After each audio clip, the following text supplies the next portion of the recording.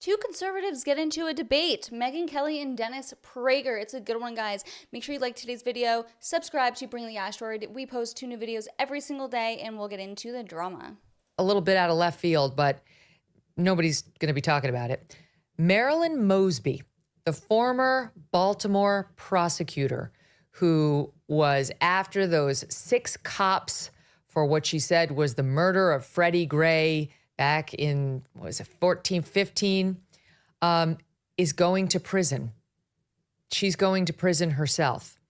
And this is part of a pattern that we're seeing with either soft on crime DAs funded by George Soros who don't want to prosecute crime, but you really just get elevated because they're going to advance his lawless agenda. And they all tend to check certain identity boxes. And others like members of the squad who are proving to have disgraced themselves. So Marilyn Mosby, just as a refresher, when the country was burning, it was Ferguson and then Freddie Gray in Baltimore, and they had riots and the cops were getting bottles thrown at them and beaten up without the proper gear. She went out there, and a prosecutor has an ethical obligation not to inflame the mob, not to. And this is what she said back in the day. Watch. To the youth of this city, I will seek justice on your behalf. This is a moment. This is your moment. And as young people, our time is now. Okay. This is our moment. This is your moment. Okay. So after those cops, they were either hung juries or they got acquitted. She would not let up on them. She just kept coming. Well, long story short, Dennis, turns out she did a legal sleight of hand on some COVID mortgage funds. And she has now been convicted of 1 count of mortgage fraud for lying on financial documents. She tried to game the system to get a mortgage. And she had already been convicted on 2 counts of perjury in a separate criminal trial that took place in November. She's not yet been sentenced, but she stood there in court sobbing as she was convicted by this jury. She now technically faces decades in prison. She could serve anywhere up to 40 years in prison. That's highly unlikely, but this person's likely going to jail.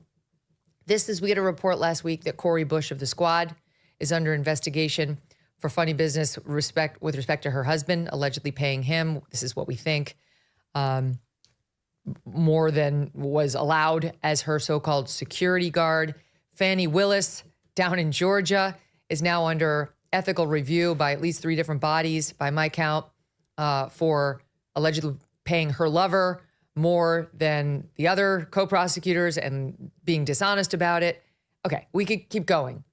But it seems to me, Dennis, there's somewhat of a reckoning going on right now with some of these people being put in these positions who had no business being there. And the fact that they're going down based on ethical violations seems particularly apt, because while in these positions of power, it doesn't seem to me that ethics has been at the top of their concerns when they've used the power as a U.S. Congresswoman, as a DA in Georgia, as a DA in Maryland. I could keep going, in the way that the founders envisioned. Justice is always worth the price paid for its pursuit. You see, in spite of the fact that the verdicts didn't go in our favor, there have been many gains throughout this journey to ensure that what happened to Freddie Gray never happens to another person. Never again should an officer ignore or neglect a prisoner's request for medical attention. Never again should an officer exhibit a blatant or reckless disregard for human life. That's my wind up. What do you make of it? So I have a darker view of this than you do in one way and a lighter view in another. The issue to me is the personal integrity of public leaders has never been a preoccupation of mine. When you have the power of a public official, how you use that power is infinitely more of concern to me than how you lead your own personal ethical life. I remember in the 1990s, I wrote a column, Adultery and Politicians. And I said, I'm against adultery. Personally, I'm a religious man. but I don't really give a damn if a politician has been faithful to his wife. It's between him and his wife, and between him and his family, and between him and his God. All I care is how he affects the 300 million Americans. At the time I wrote it was more like 250 million Americans, and the world. That's why I have no interest in the statements made about Donald Trump and his alleged character defects. All I know is that for 4 years, the United States prospered on earth and domestically during his governance. Jimmy Carter was a born-again Christian, was faithful to his wife, and he was a horrible president, and he damaged the world, and he made up the lie that Israel is an apartheid state. So I just have to tell you, the personal ethical shortcomings, or for that matter, even excellences of public officials is of secondary interest to me. Is that the happy part or the sad part? Good one. That was very astute of you.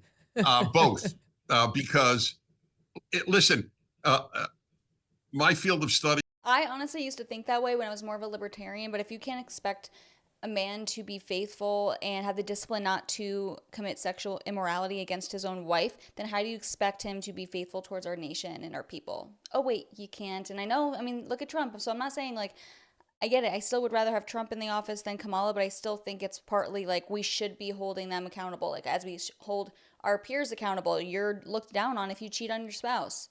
We should do the same to people in power. Was Soviet history. I studied Russian. I was the Russian Institute at Columbia. So I've studied the left all of my life. Lenin was apparently quite honest, to the best of my recollection, and he was a butcher. He was the man who made Stalin possible. Life is complex, and again, if you have power, I care how you wield your power. Much more than I care about how you lead your life. Whenever I go to Minnesota, which is frequent, I note that Minnesota, there's a saying in Minnesota called Minnesota nice, which is actually accurate. There are so many nice people in Minnesota. The damage that Minnesotans do with the horrible human beings they elect proves how often nice people do terrible things.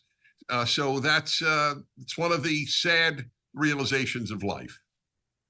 So I don't agree with your take on these prosecutors and the troubles that they're getting in, because I don't see these as just, this isn't like just an affair. Fani Willis, very few people are coming after her because she allegedly committed adultery with this guy.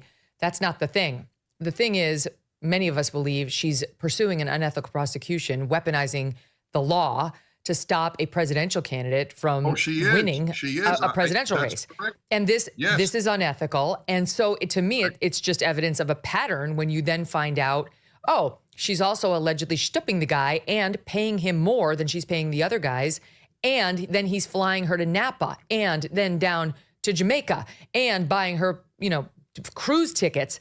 All of it fits a pattern, and she falls below the ethical standards required of DAs, which is to avoid even the appearance of impropriety. Same with this Marilyn Mosby. I lived it. I watched her go out and fan the flame. She didn't give two damns what happened to the cops in Baltimore as they were under fire from those mobs down there who had been fed lies about what happened to Freddie Gray. She never let up on those cops, even after juries acquitted them and said that they're not to blame for this.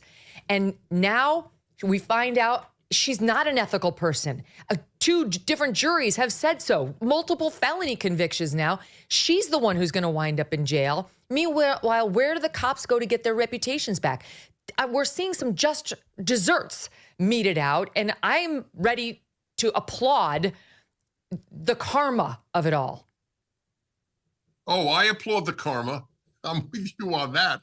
All I'm saying is that if these people, if leftists were personally honorable, the damage they have done to society is the same. And therefore, that's what preoccupies me about the left. Everything they touch, they ruin. Whether they are personally honorable or not is not high on my interest level. That's all I'm saying. I want to crush. There is a race in this country. If the left wins, America dies. If America wins, the left dies. I think I can agree with Dennis Prager right there. Let me know who you agree with more in the comments below. As always, thank you so much. See you next time.